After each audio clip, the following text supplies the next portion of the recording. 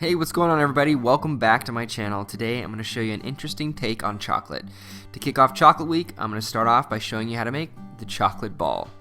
First up, you're going to start out by tempering some dark chocolate. So essentially you're just going to bring it to 101 degrees Fahrenheit or so in a double boiler, and that should take about 5 minutes.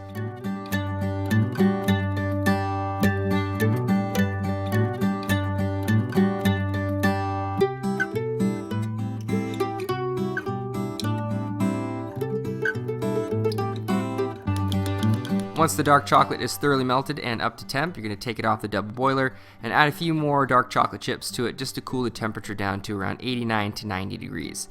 This is where the chocolate is actually tempered properly, and it's going to cool and harden and get really shiny once it's out of the mold. I cover more about tempering on my website, byrontalbot.com, so check that out if you're interested. But once the dark chocolate is tempered, you're going to pour it into your mold about a quarter of the way, just enough so you can thoroughly coat the mold.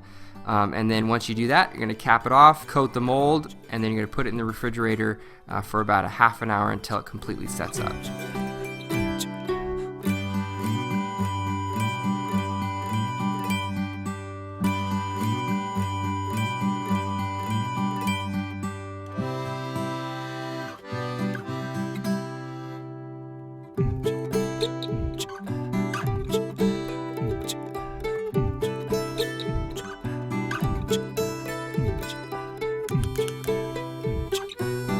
One thing you want to keep in mind with this mold in particular is that you want to give it a turn every 2 to 3 minutes, otherwise there's just going to be a dense hard spot on one side or the other. So make sure you just constantly flip it every 2 to 3 minutes so you have a nice even chocolate sphere. Also, one of the ways you can tell that it's actually done and completely hardened is that it will pull away from the mold just slightly, leaving just a space in between the mold and the chocolate.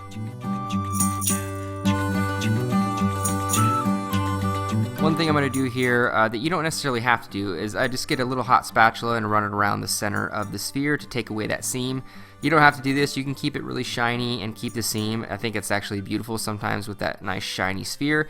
But me personally, I like that smoke and mirrors effect, and just taking away that seam in the middle and kind of roughing it up a little, just it makes it look almost like a perfect ball of chocolate, almost like a big giant truffle. But that's sort of my take on it. And once that's done, all you're going to do is get a hot plate or a hot little Pyrex container like I'm doing here, heat it up in some water, wipe it off with a towel, and then you're just going to melt the bottom of the actual chocolate sphere, and that's going to create the cavity for you to be able to fill it with whatever you want.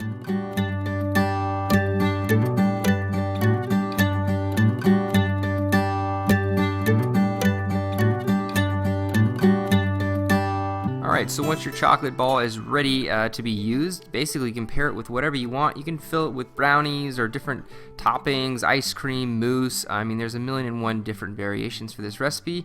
The whole inspiration behind this recipe for me was really a traditional sundae done a little differently, obviously. I love the idea of the caramel, vanilla ice cream, strawberries. You can do bananas. I put some peanuts on there, and essentially it just melts the chocolate around the caramel and the caramel around the chocolate, and kind of makes this pool of delicious hot fudge and really, really good caramel around the ice cream. And I think it's just a really cool twist on a traditional ice cream sundae that's waiting to be made by you.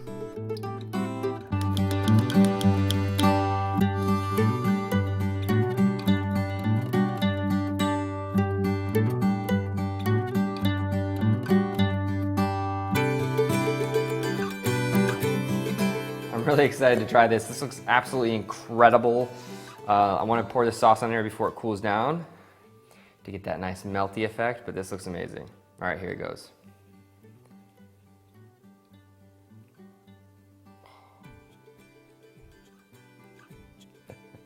I love it. Oh my gosh, this looks amazing. Right away, it like bursts open. I love this dessert. All right. Let me try it. A little bit of the strawberry. So good.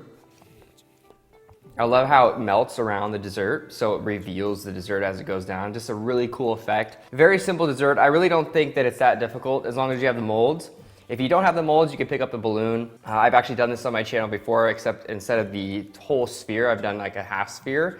It was almost like a chocolate cup. and that was for a Valentine's Day, so check that out as well if you're interested in like a different way of preparing this. But I love the idea that the chocolate is a vessel, almost a container for the dessert, and then as you pour it, it melts the chocolate, kind of mixes with the caramel, mixes a little bit with the ice cream and the peanuts, has like this sort of this refined sundae. You can definitely go crazy with it, adding bananas, putting a little brownie in the bottom.